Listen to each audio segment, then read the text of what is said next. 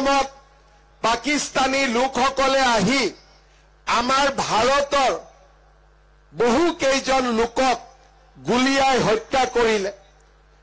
ভাৰতৰ প্ৰধানমন্ত্ৰী নৰেন্দ্ৰ মোদী ডাঙৰীয়াই ঘোষণা কৰিছে যে এই সন্ত্ৰাসবাদীবিলাক পৃথিৱীৰ য'তে লুকাই নাথাকক কিয় ভাৰতে বিচাৰি উলিয়াব আৰু ভাৰতে এই সন্ত্ৰাসবাদীসকলক চৰম শাস্তি প্ৰদান কৰিব।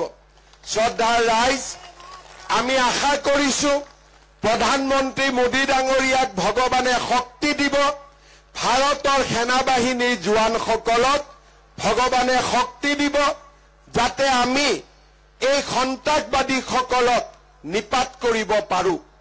কিন্তু মই আৰু এটা দেখা পাইছো যে যেনেকে পাকিস্তানৰ পৰা সন্ত্ৰাসবাদী আছে, আমাৰ ঘৰৰ ভিতৰতো কিছুমান পাকিস্তানী আছে। ফেচবুক ছচিয়েল মিডিয়াত চান্স পালে পাকিস্তান জিন্দাবাদ বুলি লিখি দিয়ে।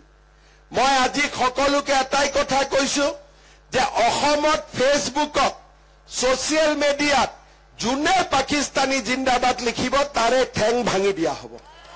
একদম কাকো আমি সহ্য নকৰো।